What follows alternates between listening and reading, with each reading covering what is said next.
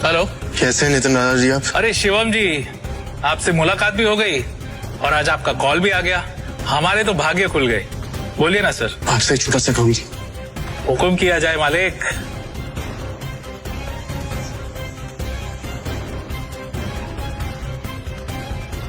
आप जल्दी से डिटेल्स बता सके मुझे कॉल कीजिए। रखता हूँ, बाय।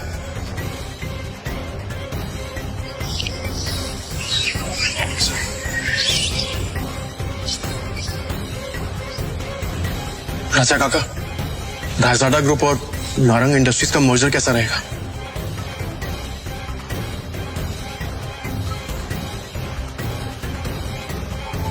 राजा का तुम इनके बारे में कैसे जानते हो? ये तो हमारे पुराने बिजनेस एसोसिएट्स थे। तुम्हें क्या पता इनके बारे में? इसके बाद शिवम ने राजा काका को कुछ ऐसा बताया कि उसे सुनने के बाद उनके होश उड़ गए।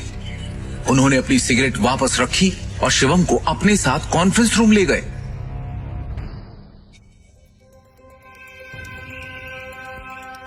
ये गरीब फटीचर अब तक यहाँ है। अपनी भाषा पर नियंत्रण रखो। दृष्टि बेटी, हमें शिवम की बात को सुनना चाहिए कि वो कहना क्या चाहता है। इसके पास एक योजना है। योजना? सड़क छाप। जितनी तुम्हारी उम्र है ना, उससे ज्यादा एक्सपीरियंस मुझे इस कंपनी में काम करने का हो चुका है। इस सब नोक झोंक के बीच दृष्टि गहरी सोच में थी। उसे अपने दादाजी की एक बात याद आ रही थी। दृष्टि बेटी, शिवम तुम्हारे लिए एक अच्छा जीवन साथी है और एक बात हमेशा याद रखना, जब भी तुम्हें या नारंग इंडस्ट्री पे कोई भी परेशानी आई तो शिवम ही तुम्हें उससे बाहर निकालेगा। आप कहना क्या चाहते हैं? इनफ, शांत हो जाइए आप सब। प्लीज प्लीज थोड़ी देर के लिए चुप हो जाइए। और ऋषभ तुम भी चुप रहो। भूलिए मत आप सब लोग, इस कंपनी की बॉस अब भी मैं हूं। डिसीजन मेकिंग पावर मेरे हाथ में है। होगा वही जो मेरा फैसला होगा। शिवम तुम कहो, तुम्हें क्या कहना है? हाँ शिवम। हाँ जी, क्या बैठा? सबसे पहले मुझे कंपनी के शेयर होल्डर्स और इन्वेस्टर्स की लिस्ट चाहिए और बैलेंस शीट भी देखनी है, उसके बाद ही कुछ कह पाऊं। दृष्टि, ये बहुत ज्यादा हो रहा है। हम ऐसे ही किसी को अपनी कंपनी की डिटेल्स शेयर नहीं कर सकते। लैपटॉप दो सर। प्लीज। चलो। दृष्टि, तो ये बात। ऋषभ, भूलो मत तुम्हारी बॉस का पति है जिसके बारे में तुम ऐसे बात कर रहे। अगली बार तमीज का इस्तेमाल जरूर करना। 2 साल में पहली बार शिवम ने दृष्टि को उसके लिए लड़ते हुए देखा। दृष्टि की बात सुनते ही उसका सीना चौड़ा हो गया। Shivam, you continue.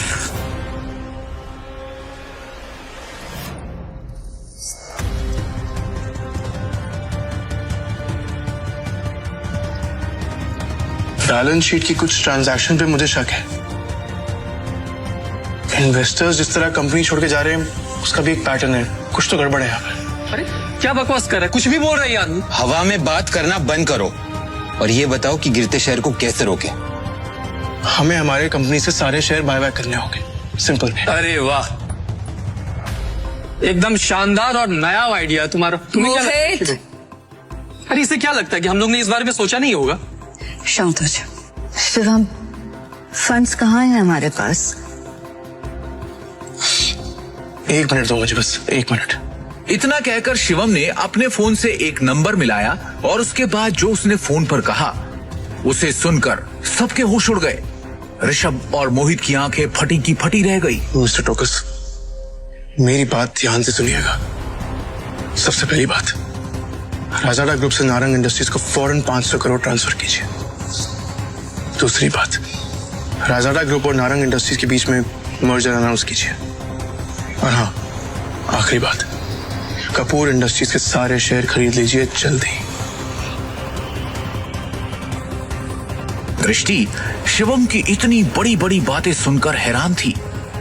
उसे यकीन ही नहीं हो रहा था कि उसका घर जमाई पति इतनी बड़ी कंपनी से उसकी नारंग इंडस्ट्री का मर्जर करवा रहा था। दृष्टि ने शिवम से कहा, शिवम,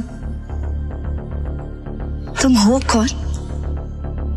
ब्रेकिंग न्यूज, बड़ी खबर आ रही है इस वक्त हमारे हमारे पास रायजादा ग्रुप ने नारंग इंडस्ट्रीज के साथ मर्जर की घोषणा कर दी है। इस खबर ने नारंग इंडस्ट्रीज को फर्श से अर्श तक पहुंचा दिया है। नारंग इंडस्ट्रीज के शेयर प्राइस ने वापस से रफ्तार पकड़ी है। नारंग इंडस्ट्रीज का दुनिया की सबसे बड़ी कंपनी रायजादा ग्रुप से जुड़ना काफी फायदेमंद साबित होगा।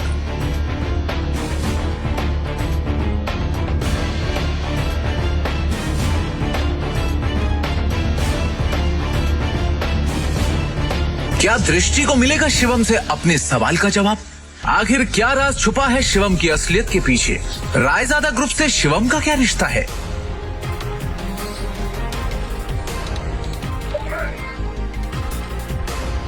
पाई पाई के लिए तरसने वाले शिवम ने कैसे दिवालिया होती हुई नारंग इंडस्ट्रीज को दिलवाए 500 करोड़ रुपए?